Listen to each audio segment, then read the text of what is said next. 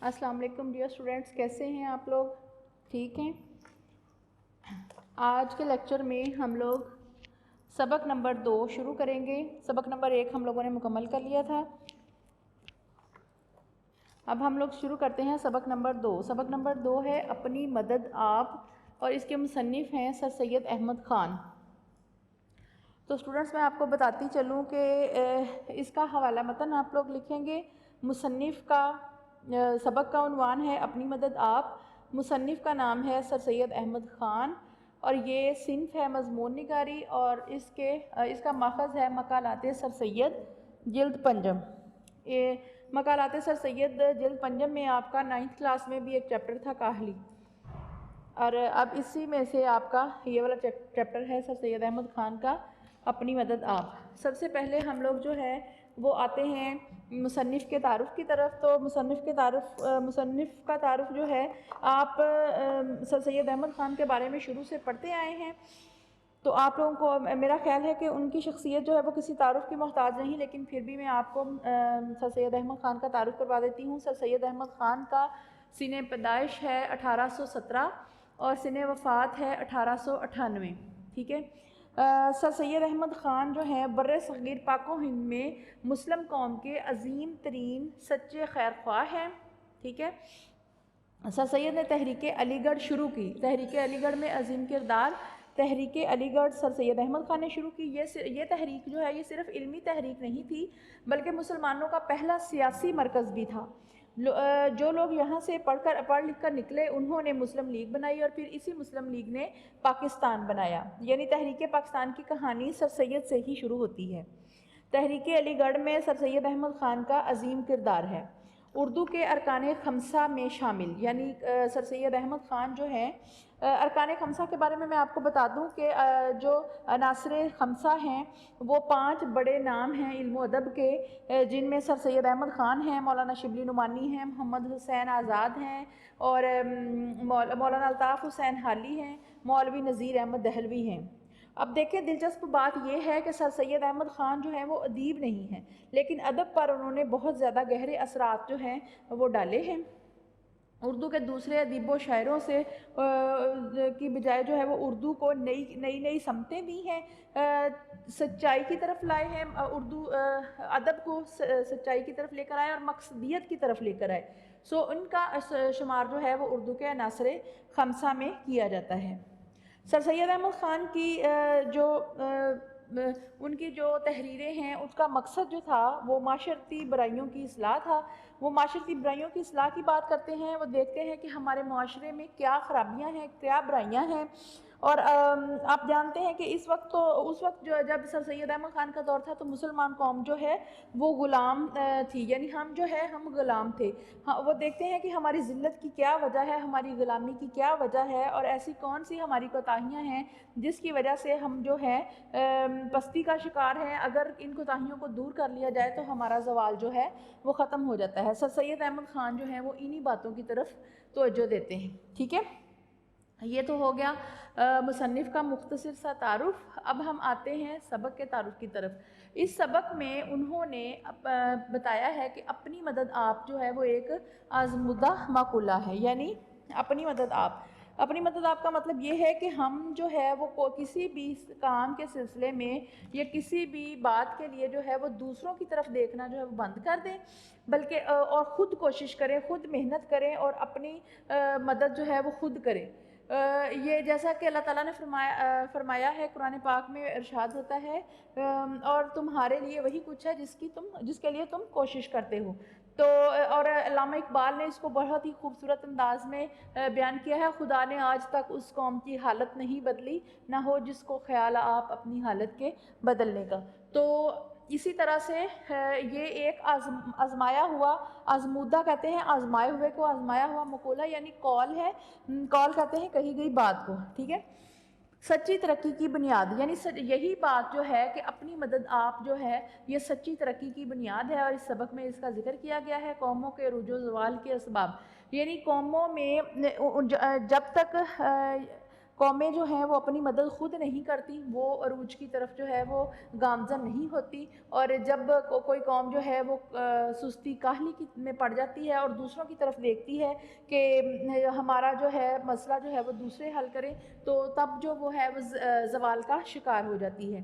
قومی ترقی میں افراد کا کردار، کوئی بھی قوم جو ہے وہ اس وقت ترقی کرتی ہے جب اس کے افراد جو ہیں وہ اپنا اپنا کردار ادا کرتے ہیں۔ یعنی اب دیکھیں مثال کے طور پر ایک معاشرہ ہے، اس معاشرے میں اگر ہم کہیں کہ ہم دوسروں کی طرف دیکھیں کہ وہ اپنا کردار ادا کرے وہ، اور ہم خود اپنی طرف نہ دیکھیں اور اپنا کردار جو ہے وہ ہم نہ ادا کریں، تب تک جو ہے جیسے میں بحیثیت استاد جب تک اپنا لیکچر تیار نہیں کروں گی، آپ کو نہیں پڑھاؤں گی، تب تک جو ہے وہ اور میں یہ خیال کروں کہ آپ لوگ جو ہیں وہ پڑھیں 6-6 گھنٹے پڑھیں اور 7-7 گھنٹے پڑھیں اور فرسٹ پوزیشن لیں، اور خود میں 2 گھنٹے بھی کام نہ کروں، تو اس طرح سے جو ہے وہ قومیں ترقی نہیں کر سکتی ہیں۔ تو افراد کا جو کردار ہے وہ بہت اہم ہے۔ اندرونی کوششوں سے اصلاح ممکن، یعنی جب تک ہم خود اصلاح نہ کرنا چاہیں اصلاح نہیں ہو سکتی۔ اندرونی کوشش کا مطلب ہے کہ ہم پہلے اپنے آپ کو دیکھیں، اپنے آپ کو صحیح کریں اور پھر جو ہے وہ اصلاح کی طرف آئیں، تو اندرونی اصلاح سے کوششوں سے اصلاح ممکن ہو سکتی ہے، یعنی خود کوشش کرنا شروع کریں۔ پھر ہے اگلا پوائنٹ جو ہے وہ ہے آزادی طویل جدوجہد سے ممکن ہے۔ آزادی طلبہ دیکھیں جب تک ہم لوگ خود جد و جہد کوشش نہیں کریں گے، آزادی جو ہے وہ ہمیں کوئی پلیٹ میں سجا کر پیش نہیں کرتا، اس کے لیے محنت کرنی پڑتی ہے، قربانیاں دینی پڑتی ہیں، جیسے ہمارے آباء و اجداد نے دی۔ آپ نے دیکھا سن 1947 میں جب پاکستان بنا تو آپ نے تب کے واقعات سنے بھی ہوں گے اور کہیں موویز وغیرہ میں دیکھے بھی ہوں گے کہ کس طرح سے لوگوں نے اپنی جانیں دیں، اپنے بچے قربان کیے، عزتیں گنوائیں اور لوٹ مار، یہاں تک کہ انتہائی ہر بندے نے وہاں پر قربانی دی اور اپنی جانوں تک سے ہاتھ دھونا پڑے، لیکن مسلسل جدوجہد سے ہمیں جو ہے وہ پاکستان حاصل کر لیا۔ تو اس طرح سے آزادی کے لیے جو ہے وہ طویل جدوجہد کرنی پڑتی ہے اور اس کے لیے جو ہے وہ محنت کرنی پڑتی ہے، ویسے آزادی جو ہے نہیں ملتی۔ آزادی جو ہے وہ طاقتور سے چھیننی پڑتی ہے، اپنی مدد انسان کو خود کرنی پڑتی ہے۔ آگے ہے شخصی چال چلن کی اہمیت۔ انفرادی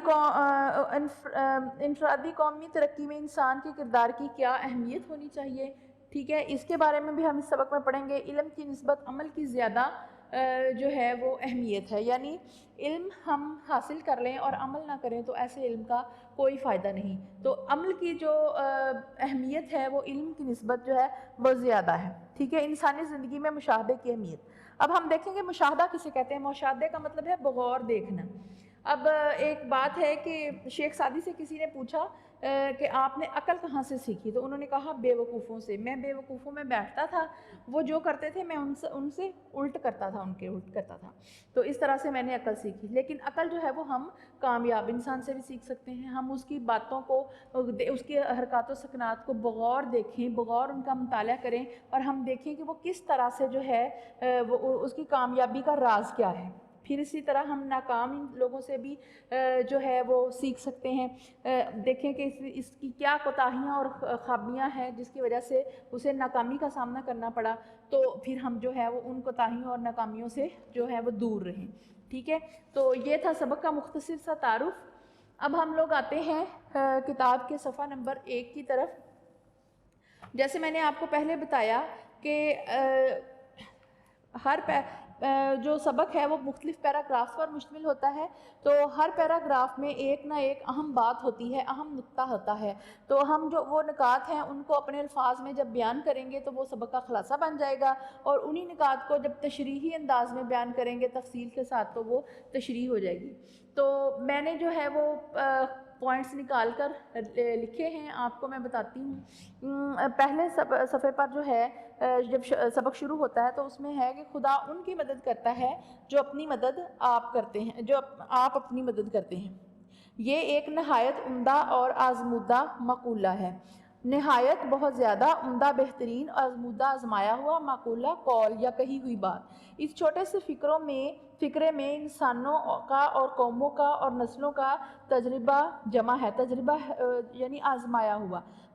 ایک شخص میں اپنی مدد کرنے کا جوش اس کی سچی ترقی کی بنیاد ہے، جبکہ یہ جوش بہت سے شخصوں میں پایا جاوے تو قومی ترقی اور قومی طاقت کو اور قومی مضبوطی کی جڑ ہے۔ جڑ کہتے ہیں بنیاد کو۔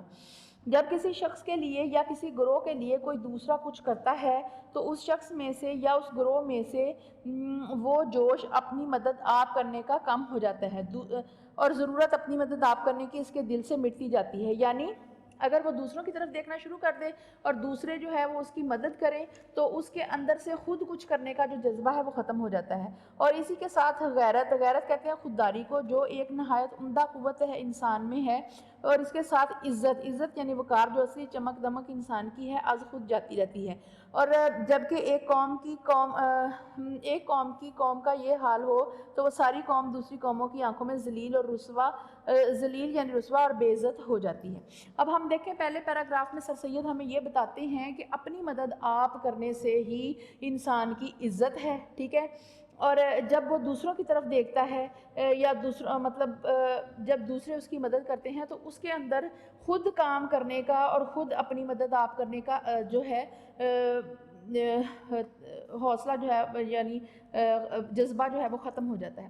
اب دیکھیں کسی قوم پر کوئی آفت آتی ہے، کوئی مصیبت آتی ہے تو وہ خود جدوجہد کر کے، خود محنت کر کے اس سے چھٹکارا حاصل کرتی ہے۔ جیسے مثال کے طور پر ہم لے لیں، اگر کسی ملک میں سیلاب ہے یا کوئی آفت آئی ہے تو وہ خود ہی، اور اگر وہ جو ہے وہ دوسرے مدد کریں اور دوسروں کی امداد کی طرف دیکھنا شروع کر دیں تو پھر اس طرح سے ان کی عزت نہیں۔ مثال کے طور پر اب دیکھیں کہ ہم دوسرے ملکوں کے حکمران جو ہیں، اگر کوئی ان پر آفت آئے یا کوئی مصیبت یا کوئی اس طرح کا مسئلہ ہو تو وہ خود اپنی مدد کرتے ہیں، کسی کے آگے ہاتھ نہیں پھیلاتے۔ اور ایک ہمارے حکمران ہیں، سیلاب آیا ہے تو دوسرے ملکوں سے امداد لینا شروع کر دیتے ہیں، یا پھر اسی طرح کی کوئی اور آفت ہے تو دوسرے ملکوں کے آگے ہاتھ پھیلانا شروع کر دیتے ہیں۔ اب ریسنٹلی آپ دیکھ لیں کہ کرونا وائرس کی وجہ سے جو اموات ہو رہی ہیں اس سلسلے میں بھی جو ہے وہ ہمارے حکمران جو ہیں وہ لوگوں کو اپنی جان کی پڑی ہے اور وہ اپنے قرضے معاف کروانے کے سلسلے میں جو ہے وہ سرگرم ہیں، ٹھیک ہے۔ تو اس طرح سے دیکھیں کہ ہماری قوم جو ہے وہ کس طرح سے کیسے ہمارے آباء و اجداد نے جو ہے وہ ترقی حاصل کی تھی اور ہماری قوم جو ہے وہ کس طرح سے اب ناکامی کا شکار ہے، ٹھیک ہے۔ تو ہم دیکھیں گے کہ اب ان پوائنٹس کی طرف ہم آئیں گے تو سب سے پہلا جو پیراگراف ہے اس کا اہم نقطہ یہ جو ہے وہ یہ ہے کہ ایک عمدہ اور آزمودہ مقولہ جو ہے وہ کیا ہے کہ اپنی مدد آپ کی جائے۔ جس فرد قوم نسل نے اپنی مدد آپ کی وہ قوم کامیاب ہوئی، اور جس نے مدد کے لیے سہارے کی طرف دیکھا وہ افراد ناکام رہے۔ اپنی مدد آپ ہی کا وہ اصول ہے، اپنی مدد آپ جو ہے وہ ایک ایسا اصول ہے جو سچی ترقی اور وقار کا سبب ہے۔ ایک قوم کا وقار، عزت اور مرتبہ بنتا ہے جب وہ قوم مدد کے لیے کیا بنتا ہے جب وہ قوم مدد کے لیے دوسروں کی طرف نہیں دیکھتی، وہ اپنے وسائل پر بھروسہ کرتی ہے، ٹھیک ہے۔ اب آگے اگلے پیراگراف کی طرف ہم دیکھیں گے، یہ ایک نیچر کا قاعدہ ہے کہ جیسا مجموعہ قوم کی چال چلن کا ہوتا ہے، یقینی اسی کے موافق اس کے قانون اور اسی کے مناسب حال گورنمنٹ ہوتی ہے۔ جس طرح کہ پانی خود اپنی پنسال میں آ جاتا ہے، پنسال کہتے ہیں پانی پلانے والی جگہ، اسی طرح عمدہ رعایا پر بھی عمدہ حکومت ہوتی ہے، اور جاہل و خراب ناتربیت یافتہ رعایا پر ویسی ہی اکھڑ کہتے ہیں ناشائستہ حکومت کرنی پڑتی ہے۔ اب یہاں پر جو ہے سر سید احمد خان نے بتایا ہے کہ اہم اصول فطرت۔ اب اہم اصول فطرت کیا ہے کہ جیسی عوام ہوگی ویسی حکومت ہوگی۔ حکومت کہاں سے ہے؟ ہم سے، ہم اور آپ، یعنی عوام ایک ہم نے اور آپ نے مل کر جو ہے وہ نمائندے منتخب کیے ہیں، اور وہ نمائندے بھی ہم میں سے ہی ہیں۔ تو جیسے اگر عوام پڑھی لکھی سمجھدار ہوگی تو ظاہر ہے وہ نمائندہ بھی ایسا ہی چنے گی، اور اگر عوام جاہل اور اکھڑ اور ناشائستہ نازیبہ ہوگی تو وہ بھی ایسا ہی حکمران چنے گی۔ تو سر سید کہتے ہیں کہ یہ ایک فطری بات ہے کہ جیسی حکومت ہوگی، جیسی عوام ہوگی، جیسی قوم ہوگی ویسی ہی حکومت ہوگی۔ وہ ایک کہتے ہیں نا کہ پنجابی کی ایک کہاوت ہے کہ جیسا منہ ویسی چپیڑ، تو یہ وہ والی بات آ جاتی ہے، ٹھیک ہے۔ پھر اگلا جو پیراگراف ہے اس میں ہم دیکھتے ہیں قومی ترقی مجموعہ ہے شخصی محنت نہیں سوری تمام تجربوں سے ثابت ہوا ہے کہ کسی ملک کی خوبی و عمدگی اور قدر و منزلت بنسبت وہاں کے گورنمنٹ کے عمدہ ہونے کے زیادہ تر اس ملک کی رعایا کے چال چلن، اخلاق و عادات، تہذیب و شائستگی پر منحصر ہے، کیونکہ قوم شخصی حالتوں کا مجموعہ ہے اور ایک قوم کی تہذیب در حقیقت ان مردوں، عورت و بچوں کی شخصی ترقی ہے جن سے وہ قوم بنی ہے۔ اب آگے دیکھیں، بیان کرتے ہیں کہ قوم کیا ہے۔ قوم جو ہے وہ افراد کا مجموعہ ہے، افراد کا مجموعہ ہی قوم ہے۔ قوم کوئی اور نہیں بلکہ میرے اور آپ کا نام ہی قوم ہے۔ میں اور آپ ایماندار ہیں تو قوم ایماندار ہے، میں اور آپ سچے ہیں تو قوم سچی ہے، میں اور آپ ترقی یافتہ ہیں تو قوم ترقی یافتہ ہے۔ مجھے اور آپ دونوں کو اپنا اپنا کردار جو ہے وہ ادا کرنا ہے۔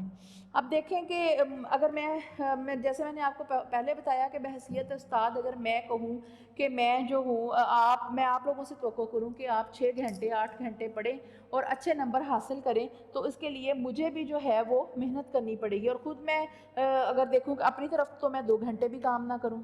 تو اب دیکھیں جب ہم کسی کی طرف انگلی اٹھاتے ہیں دوسرے کی طرف، تو 3 انگلیاں جو ہیں وہ ہمارے اپنی طرف اٹھتی ہیں۔ تو یہاں پر جو ہے انہوں نے کہا ہے کہ جیسے وہ ایک شعر ہے، مانا کہ نہ دھرتی کو ہم گلزار کر سکے، کچھ خار کم تو کر گئے گزرے جدھر سے ہم، یعنی ہمیں اپنا اپنا کردار ادا کرنا ہے، اور ہم جب خود کا کردار ادا کریں گے تو ہم سے ہی قوم بنتی ہے، تو انسانی ترقی قومی ترقی کا سبب جو ہے وہ بنتی ہے، ٹھیک ہے۔ اب آگے دیکھیں، قومی ترقی مجموعہ ہے شخصی محنت، شخصی عزت، شخصی ایمانداری، شخصی ہمدردی کا۔ اس طرح قومی تنزل مجموعہ ہے شخصی سستی، شخصی بے عزتی، شخصی بے ایمانی، شخصی خود غرضی اور شخصی برائیوں کا۔ نا تہذیبی و بد چلن اور اخلاقی و تمدنی یا باہمی معاشرت کی بدیوں میں شمار ہوتی ہے، در حقیقت وہ خود اسی شخص کی آوارہ یعنی بے مقصد زندگی کا نتیجہ ہے۔ اگر ہم چاہیں کہ بیرونی کوشش سے ان برائیوں کو جڑ سے اکھاڑ ڈالیں اور نیست و نابود کر دیں، تو یہ برائیاں کسی اور نئی صورت میں اس میں اور زیادہ زور و شور سے پیدا ہو جائیں گی۔ نیست و نابود کر دینا، ختم کر دینا یا جڑ سے ختم کر دینا۔ جب تک شخصی زندگی اور شخصی چال چلن کی حالتوں کو ترقی نہ کی جائے۔ سر سید بتاتے ہیں کہ یہ کیا رویے اور عادات ہیں جن سے قوم ترقی کرتی ہے، اور وہ کیا چیزیں ہیں جن سے قوم جو ہے وہ زوال کا شکار ہوتی ہے، ٹھیک ہے۔ اب 4 چیزیں انہوں نے بتائی ہیں۔ 4 چیزیں کون سی؟ شخصی محنت، شخصی عزت، شخصی ایمانداری اور شخصی ہمدردی۔ شخصی محنت، اب دیکھیں کہ انسان جو ہر شخص جو ہے وہ جب تک محنت کا عادی نہیں ہوگا قوم ترقی نہیں کرے گی۔ اب دیکھیں کہ ایک انسان جو ہے وہ جب تک خود ترقی نہیں کرے گا، تو ہم خود کام نہیں کریں گے اور دوسرے میں ہم جو ہے وہ یہ صرف دیکھنا چاہیں کہ دوسرے محنت کریں، ایسا نہیں ہوتا، ٹھیک ہے۔ اب شخصی عزت کی بات آتی ہے، تو ہم اگر دوسرے کی عزت کریں گے تو اب عزت کروانے کے سلسلے میں بھی 2 باتیں ہیں، جیسے اگر میں خود دوسروں کی اتنی عزت کروں کہ دوسرے بھی جو ہے وہ میری عزت کریں، اور ایک بات یہ ہے کہ میں دوسروں کو اتنا بے عزت کر دوں کہ وہ ڈر کے مارے جو ہے وہ میری عزت کریں، تو آپ یقیناً جو دوسرا طریقہ ہے وہ غلط ہے۔ تو یعنی شخصی عزت مطلب یہ ہے کہ ہم دوسروں کی اتنی عزت کریں کہ وہ ہماری عزت کرنے پر مجبور ہو جائے۔ اب شخصی ایمانداری، جب تک ہر انسان ایماندار نہیں ہوگا قوم ترقی نہیں کر سکے گی، ٹھیک ہے۔ اب دیکھیں کہ یہ ہمارے مذہب میں بھی ایمانداری جو ہے اس کے بارے میں بہت زیادہ بتایا گیا ہے، اور جب تک جو ہے وہ ہر شخص جو ہے اب دیکھیں عملی زندگی میں اس کی مثال ایک میرے جاننے والے کوئی مولانا صاحب ہیں، وہ بہت ہی 5 ٹائم جو ہے نماز پڑھتے ہیں اور بہت زیادہ جو ہے وہ کرتے ہیں توبہ طائف، اور ان کا کاروبار ہے دودھ دہی کا، اور جب وہ دہی تولتے ہیں تو اس کو کم تولتے ہیں۔ جب ان سے پوچھا جائے تو کہتے ہیں دین اپنی جگہ اور کاروبار اپنی جگہ۔ ایسا نہیں ہوتا، ایسا نہیں ہے۔ جب تک ہر بندہ جو ہے وہ اپنے آپ کو ایماندار نہیں بنائے گا اور دین اور دنیا کو اور ساتھ لے کر نہیں چلے گا، تو وہ ترقی کا جو ہے وہ زوال کا شکار ہو جائے گا، ترقی نہیں کر سکتا، ٹھیک ہے۔ اسی طرح شخصی ہمدردی، ہر شخص جو ہے اسے دوسروں کا ہمدردی کا مطلب ہے کہ ہمیں دوسروں کے حقوق کا خیال، حقوق العباد کا خیال رکھنا چاہیے، اور انفرادی طور پر ہمیں ہمدردی جو ہے اس کو اپنانا ہوگا، یعنی ہمیں جیسے ہم اپنے گھر کا خیال رکھتے ہیں اور اپنے بال بچوں کا اور ان کی تکلیف میں دکھی ہو جاتے ہیں، تو اسی طرح جو ہے وہ ہمیں دوسروں کے قوم کے دکھ و درد کو اپنے دل میں محسوس کرنا چاہیے۔ تو اس سے ہم جو ہے وہ یہ بھی قوم کی ترقی کے سلسلے میں بہت ایک اہم بات ہے۔ اب دیکھیں جب یہ ساری چیزیں جو ہیں یہ قومی ترقی کی وجوہات ہیں، اب انہی کو اگر ہم لوگ الٹ کر لیں ان سب چیزوں کو تو زوال کے اسباب بن جائیں گی، ٹھیک ہے۔ جیسے انہوں نے بتایا ہے کہ شخصی سستی، شخصی بے عزتی، شخصی بے ایمانی، شخصی خود غرضی، یہ ساری چیزیں جو ہیں یہ زوال کی وجہ ہے، ٹھیک ہے۔ اب آ جاتا ہے کہ دیکھیں در حقیقت وہ خود شخص جو ہے وہ بے مقصد زندگی کا نتیجہ۔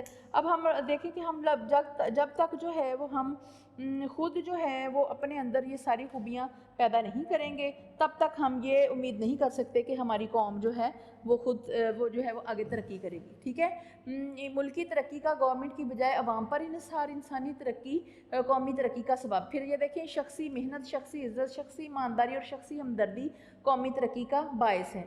پھر آگے جو اگلا پیراگراف ہے وہ ہے قوم کی سچی خیر خواہی۔ اے میرے عزیز ہم وطنوں، اگر یہ رائے صحیح ہے تو اس کا نتیجہ یہ ہے کہ قوم کی سچی ہمدردی مطلب کسی کا خیال کرنا، اور سچی خیر خواہی بہتری۔